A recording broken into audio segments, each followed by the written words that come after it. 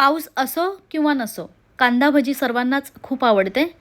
पण बऱ्याचदा कांदा भजी घरी बनवताना मऊ पडते किंवा कुरकुरीत होत नाही, सुटसुटीत होत नाही, गोळे गोळे होतात.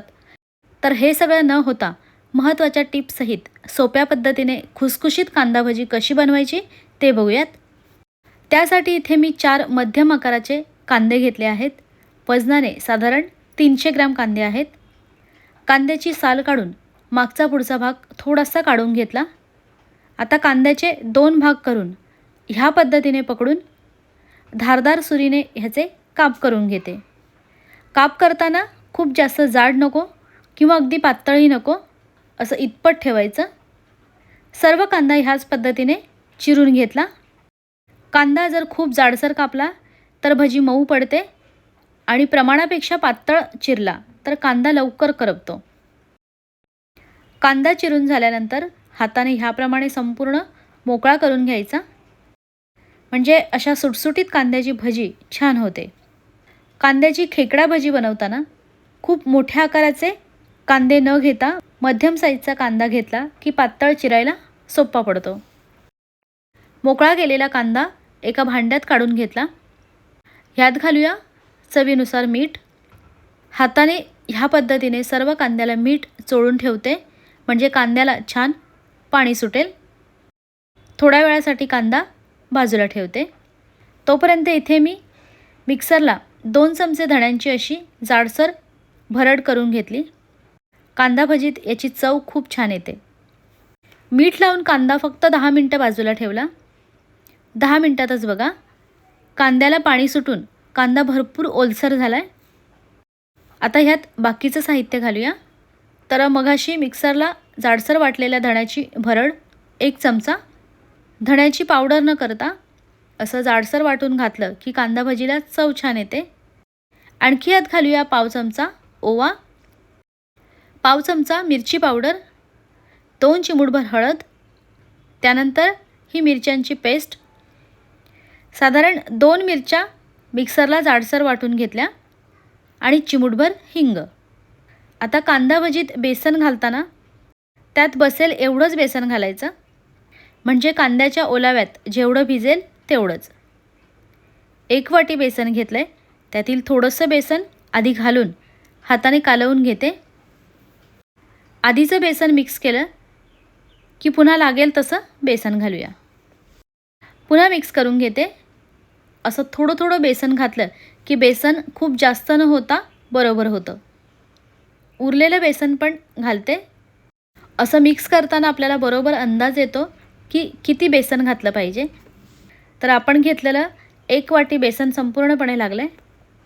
आता हे बरोबर झालं आहे.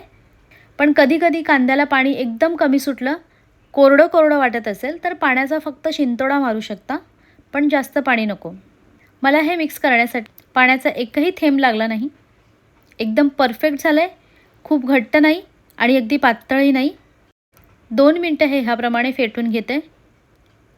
मी ह्यात कुरकुरीत होण्यासाठी तांदळाचं पीठ किंवा सोडा घातलेला नाही आहे. तुम्हाला हवं तर यात चमचाभर तांदळाचं पीठ, चिमूटभर खायचा सोडा घालू शकता, पण ते न घालतासुद्धा भजी व्यवस्थित होतात, हे पुढे बघालच.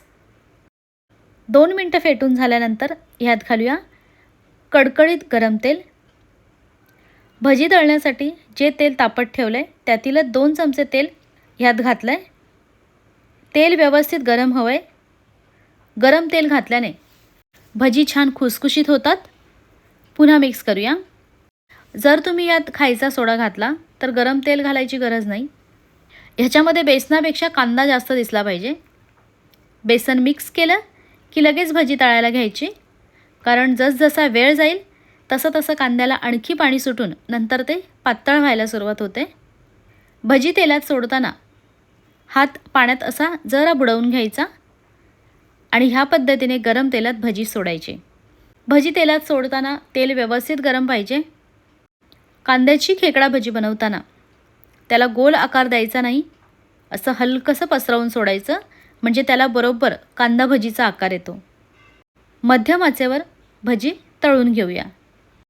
ही अशी भजी छान खुसखुशीत होतात, पण कोणाला एकदम कुरकुरीत कांदा भजी खायला आवडत असतील तर कशी सोडायची ते पुढे दाखवतेच. अलटी-पलटी करून असा छान कलर आला की भजी तेलातून काढून घ्यायची. आपण घरी कांदा भजी बनवतो तेव्हा कढई छोटी असते, तेल कमी असतं, त्यामुळे कांदा भजी तेलात सोडताना छोट्या आकाराचीच सोडा, म्हणजे गोळे गोळे न होता, मऊ न पडता छान खुसखुशीत होतील. आता ज्यांना कुरकुरीत आवडतं त्यांनी काय करायचं, भजी तेलात सोडताना असा कांदा एकदम सुटसुटीत करून सोडायचा. पहिली 1-2 मिनटं मिडियम गॅसवर तळायचं. त्यानंतर भजींना चांगला कलर आला की गॅस कमी करायचा. दुसरी भजी सोडताना मग गॅस परत मिडियम करायचा. ही अशी एकदम छोटी छोटी सोडलेली भजी मस्त कुरकुरीत होतात. कांदा भजीसोबत तळलेली मिरची छान लागते, तर मिरचीला मध्ये चीर पाडून काळजीपूर्वक मिरची तळायची. आता सध्या पावसाळा आहे, तर 2 दिवसापूर्वीच मी तांदळाचं पीठ न वापरता खूप जास्त तेलकट न होणारी टम्म फुगलेली बटाटा भजी दाखवलेली. तर ती रेसिपी तुम्ही बघितली नसेल तर चॅनलवर जाऊन बघू शकता. बटाटा भजीसुद्धा खूप मस्त होतात. तर अशीच्या अशी ही कांदा भजी घरी नक्की बनवून खा आणि पावसाचा आनंद घ्या.